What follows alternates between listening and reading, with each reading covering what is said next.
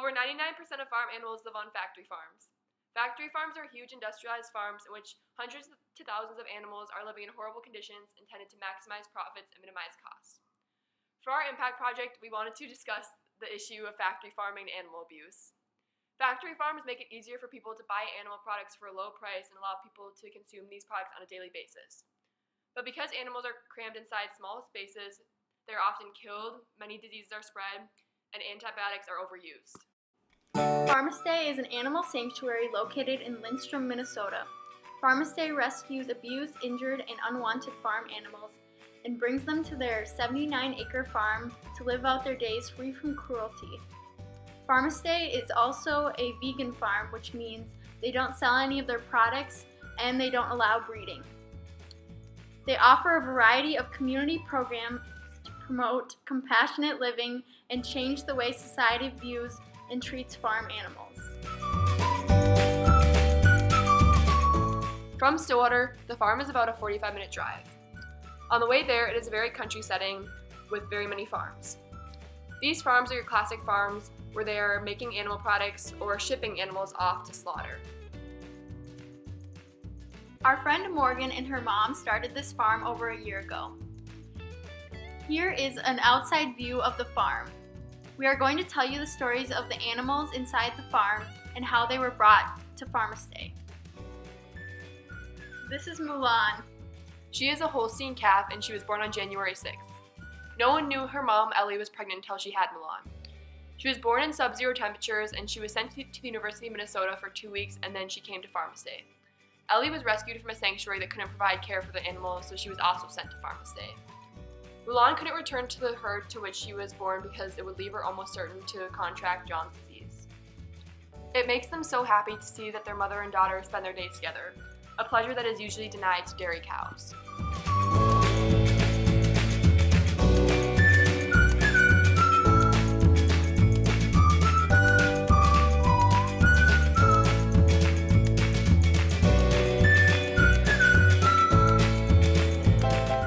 Betta, Clarice, and Kristen are Alpine dairy goats, who were rescued from a small goat farm in western Minnesota because their owner wanted to downsize their farm. These girls came to Farmaste in poor condition. They were not given the proper care and had problems with their udders. All three of them are now healthy and love living at Farmaste. Clarice is the shyest and sweetest of the girls and loves to hang out with her human friends for scratches and attention. She is the calm, confident leader of the group who loves a good sunbath. Kristen is the most playful and feistiest of the three. Ophelia, Violet, and Jekka are 1-year-old Yorkshire cross pigs. They have been very lucky in life. Since birth, they have only known love and kindness from people. Their mom's start to life is not as happy. She is a breeding sow who was rescued from the largest farm animal cruelty case in the northeastern U.S. The conditions from which she was rescued were deplorable. Many of the animals were showing signs of neglect and had no access to food or water. Deceased animals were mixed in with living animals throughout the property. These girls' moms was one of the survivors, and the ASPCA placed her in a foster home, where shortly after her arrival, she gave birth to a litter that included these 3 pigs. These 3 animals seem to love digging holes, and they love belly rubs.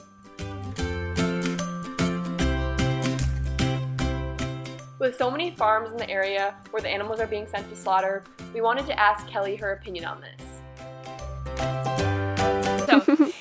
So one of the things that I think people don't realize is they think that because we're a sanctuary, we must not like farmers, and that has nothing to do with it. We certainly really appreciate the fact of how much work they do and how hard, they work at what they're doing. But one of the key things that's important to us is that we get them the vet care that's needed. And a lot of farmers will think that they're doing the best that they can, and they're taking care of them, and they're feeding them, and they're doing all those things with them, but they're not necessarily vetting them to the level that we would our dogs and cats, which was what we do for these animals here. So they might have a vet out if one gets really sick, but for instance, if they develop a limp, they're not going to bring the vet out for that. Most of them are going to basically kind of get them through, continue to feed them, get them built up or grow, and then send them off to slaughter. So it's really not a big deal to them to worry about doing any kind of vetting for that type of injury or anything like that. So they might bring them out to vet them if they really get sick, or if they're needing to bring them out because of breeding, or any of those types of things. But other than that, they don't really do a lot of vetting for them. Yeah. There are 2 sheep who live at their house, and they're going to move to the farm this summer. This is Blue. Here is a video of her as a baby. Why?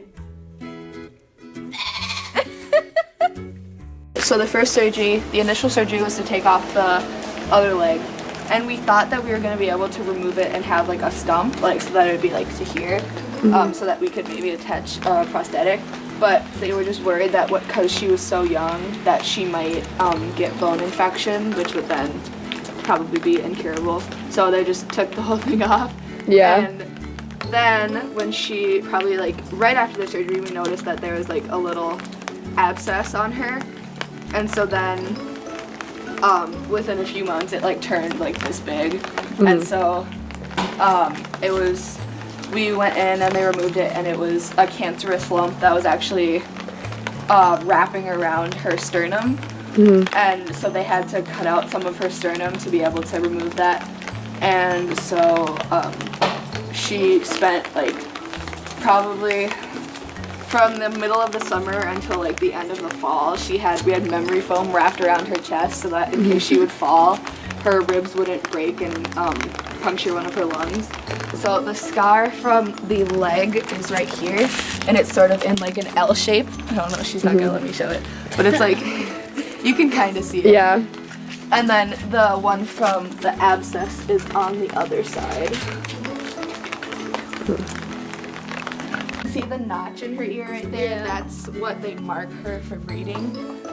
And then she used to have a tag in her ear, so that's why there's Wait, so this they little cut hole. off part of the ear? Yeah. So they put a like chunk out of it. And then so typically in the industry, for wool sheep, they'll dock their tails without any painkiller or anesthetic, just because it gets in the way of when they're shearing them. But Yeah. because she's a meat sheep, she didn't get her tail docked. Oh, she's very itchy.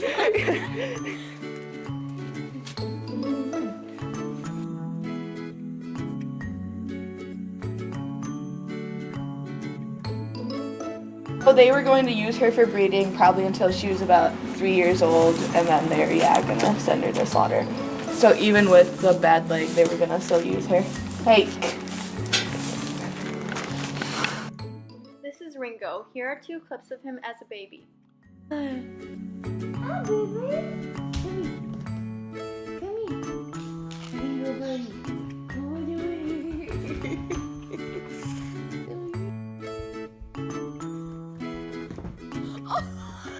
Here is him now.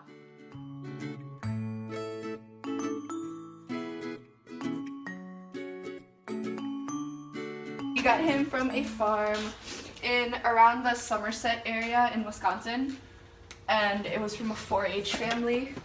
So they have their own like mini flock of sheep that they give to 4-H, or they sell to 4-H girls. And then the 4-H girls show them, and then they go to slaughter once they're done with them. He was one of triplets, and his mom only had one working teat because one got frostbite and was not working anymore. And he was one of triplets, so the mom could only feed his 2 siblings because the 2 siblings were like fighting him off, so he wasn't getting any nutrients. And so we didn't get something called colostrum, which is really important from their mom, because it basically gives them all their antibodies that they need and stuff like that. So he didn't get that, so he really had no immune system when he first started out, which is primarily why he lived in the house.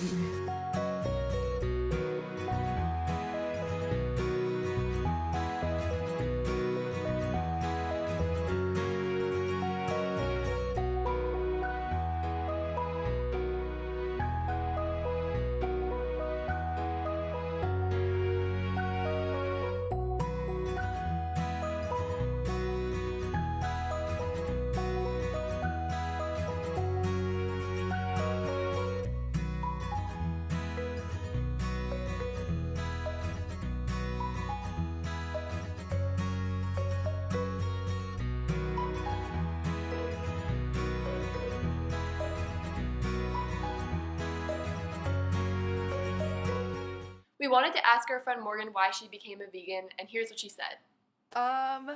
So I was doing my homework in like 8th grade, and I was just sitting at the table, and I just looked over at my mom, and she was sitting on the couch. She was watching a video, and she was just sobbing, and I was like, oh my gosh, what is she doing? And so then I went over and I started to watch, and she was watching a video on the dairy industry, which is where she was watching a video on the cows getting their babies taken away, and then the babies being killed or hit in the head or being there's actually a video where they were trying to feed the baby, but they put it down the wrong tube, and so the tube went into his lungs, and so then he basically drowned on milk. And if they had just been patient with him and let him start to drink the milk, he wouldn't have drowned. So, I mean, it's really terrible when you think about it, but we're just glad that we can get a few out. Yeah. If you are interested in donating or volunteering at Farmaste, go to farmaste.org.